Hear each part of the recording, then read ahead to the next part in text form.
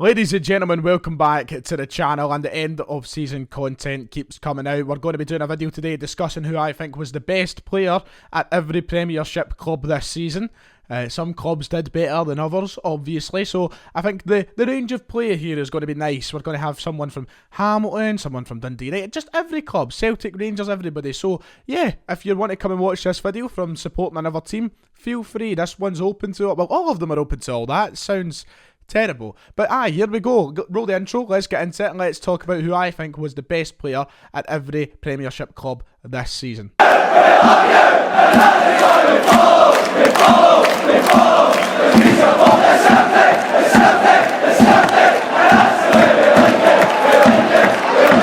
So remember, this is my opinion. This isn't me saying this is definitive. This is completely mine. It's objective. It's just, everybody can have their say and believe who they think was the best player at each club. And of course, I'll have fans of every club saying this is who they thought their best player was. This is coming from what I've seen, what I've watched this season. And maybe a lot of people will agree, maybe a lot of people won't. That's the whole point in this channel, in these videos, is to get my opinion out there and discuss with other people what they believe is right and wrong. Anyway, if you are new to the channel, if you're watching this and you're not a Celtic fan, you're a Livingston fan, you're a Motherwell fan, you're a Killie fan, and you haven't yet subscribed to the channel, then please ask you to subscribe. We're going to have a lot more content over the summer, which can involve everybody, not just Celtic. And then Celtic fans, as always, subscribe to the channel, like the video, and hopefully next season, and hopefully soon, we can start talking a bit more positive. But let's stop wasting time. Let's talk about each player at each team and try and do it as quickly as possible. Aberdeen then, since we're going in alphabetical order, we're going to start with Lewis Ferguson. I think he's been Aberdeen's best player this season. Look, it's been a bit of a disappointing season for Aberdeen. I think that we never really expected them to do so poor at points. They went through that barren phase without scoring goals. They didn't have a striker really who could put it in the back of the net. But when you looked at the team, there was always one player for me who stood out and you could expect to have a good game, and that's Lewis Ferguson. And by having such a good season, he's got himself linked with big clubs like Celtic and Rangers once more. I'd love to see him play in a Celtic shirt next season, but that is up to Aberdeen if they're willing to let go of who I believe is their best player. He was the shining light for me. He can run it in the midfield, defensively and going forward. I feel like he's got a lot of good attributes. He's an all-round good central midfielder, and going into this season, we knew how good he could be, and a good young talent too, and I feel like he's just getting better and better every week. So Lewis Ferguson for me is Aberdeen's. Celtic then, and it was between two players, and I think a lot of people might expect me to go for David Turnbull, who's just been named in the Scotland squad, which is fantastic for the Euros, but I'm actually going to go with Christopher Ajer as Celtic's best player this season. The reason I'm going for Ajer is he's simply been in the team for longer and played more than David Turnbull. Look, I think David Turnbull could be the shining light of the season in terms of moving forward and giving us something to shout about, but without Ajer in that back line, things could have been a lot worse than they actually were, and he's quite rightfully once again getting talked about having big moves to mainland Europe. He's just such a good player, and his passion for the club this season really shone through. As someone who we continuously talk about perhaps wanting away and wanting to leave, you wouldn't think it with him on the park. You wouldn't think that he's the player that wants away, and his performances have been good too. It's not just all about the mentality of Ajer. The quality he possesses in that centre of defence is just unbelievable. He's saved us a lot this season. And going forward, he's like a big gazelle as well with the ball, isn't he? He can do so much with it. He's so good dribbling forward, and he can scare teams as well as do very well defensively. So for me, I had to go with Ajer. He's been in the team since the first game of the season. Turnbull, such a close second for me, but he was my player of the year, Ajer, so I would feel harsh not giving it to him. So for Dundee United, I've gone with their goalkeeper. I'm going for Benjamin Siegrist. It is Benjamin, isn't it? Am I making that up? 12 seconds later. I thought it was Benjamin. It sounded like it wasn't right for a moment there. I've gone with Siegrist anyway because he has been unbelievable for Dundee United this season, and I've seen a lot of Celtic fans saying that we should sign him up because he can actually goalkeep, unlike the three options that we have. He's been brilliant. The most saves in the league. I think he's up there as one of the top options for clean sheets as well. I think maybe top three of the keepers in the league, and for a team like Dundee United who are just up from the Championship, he's shown his credentials are good enough for this division.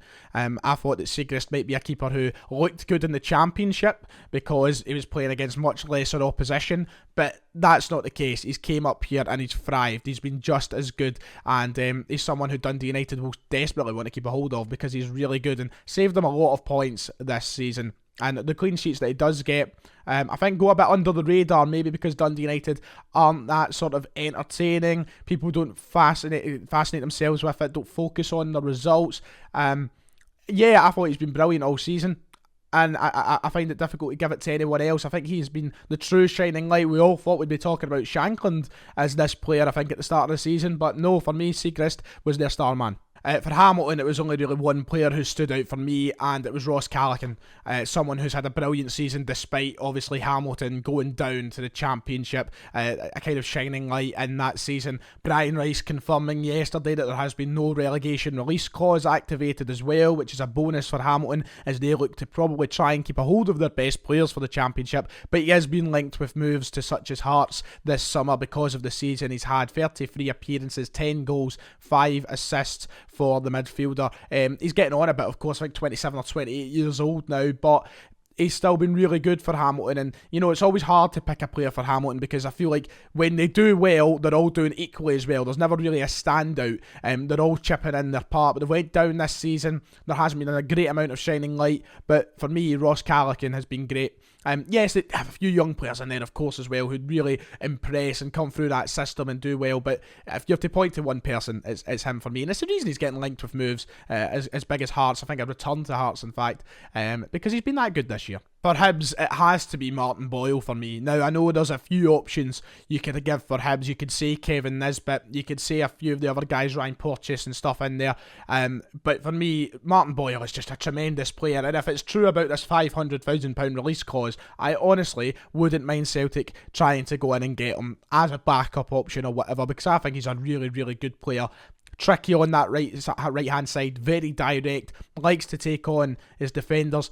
He's brilliant. I like him, and he's had a really good season for Hibs once again. Now, for as much as Nisbet has scored the goals and such, I think he's so important and so influential in the field of play, Martin Boyle, and how much he does down that right-hand side, it dictates how the game goes at points. I feel like he's one player on Hibs who you look at and you can really grab the game and take it by the neck and do it himself. Such a good player, Martin Boyle. He's had a great season. 12 goals, 6 assists in the league alone this season. He's got a cup final coming up for Hibs as well, where he can have a big impact on the game. But for me, Martin Boyle stands out amongst them all. For Kilmarnock, I'm going for a player who's only played 9 times in the league this season, but his impact cannot be ignored, and how influential he has been and how important he's been to keeping this team up and thus far in the division so far, and that's Kyle Lafferty. You know who I'm talking about.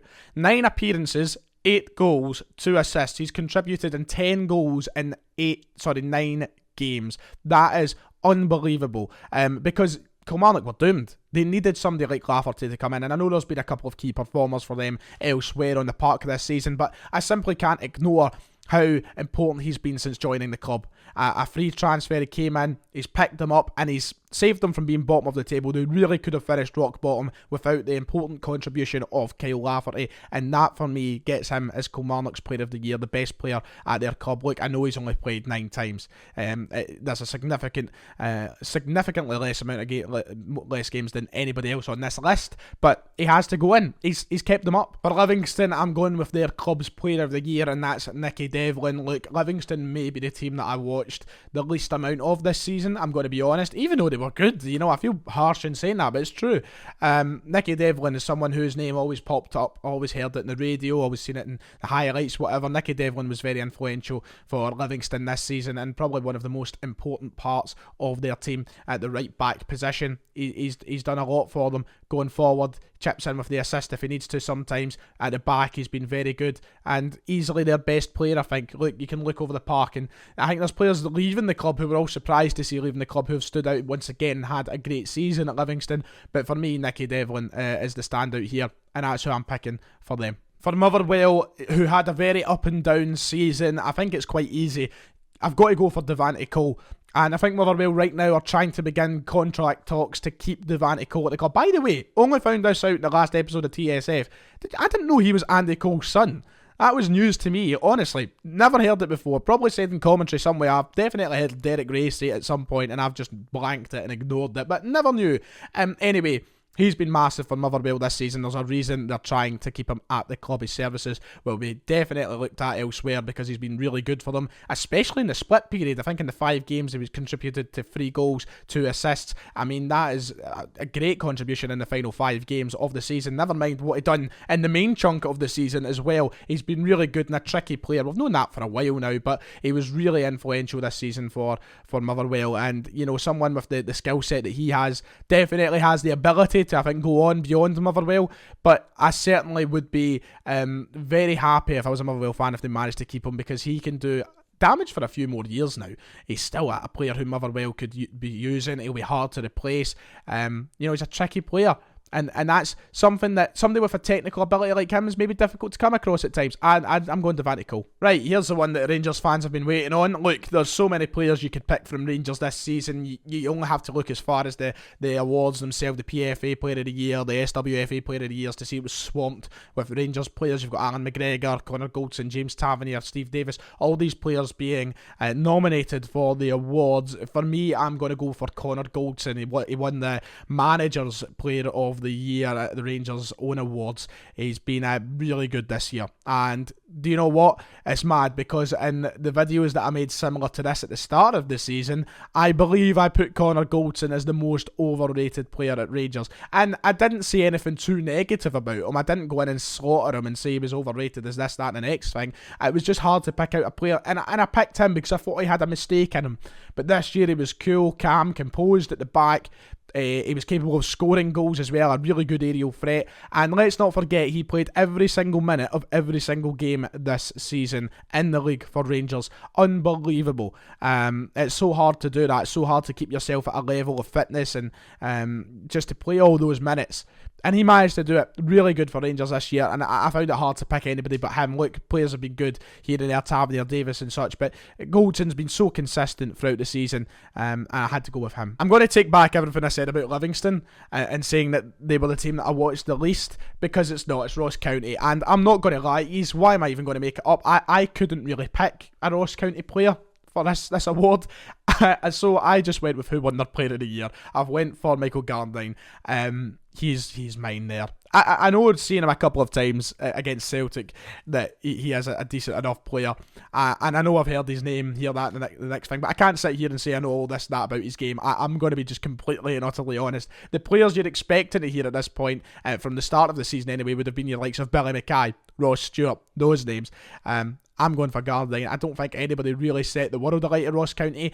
What John Hughes got when he went there was a real kind of community spirit, a team spirit that drove them on to staying in the division. So I feel like just giving it to John Hughes, but I'll give it to Gardine. For St Mirren, I'm going with your man, Jamie McGrath, who I thought just got better and better as weeks went on for St Mirren this season.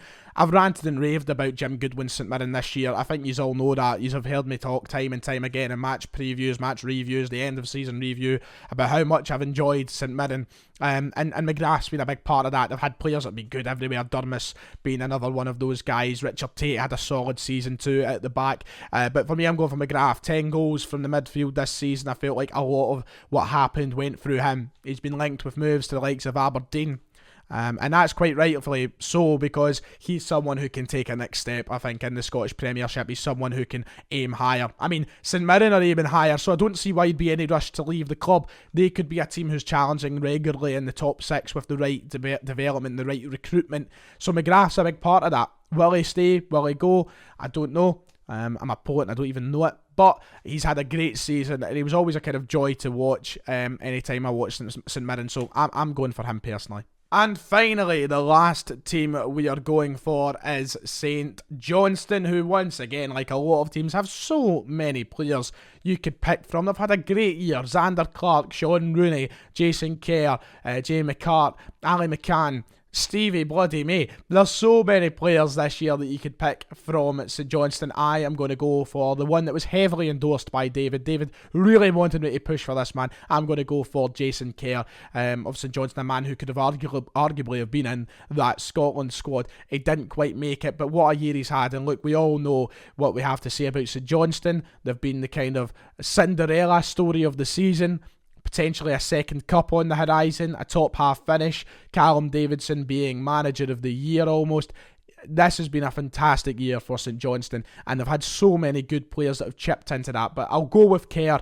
If you could pick a team that is as hard to pick, it could be St Johnstone for how good they have been this year.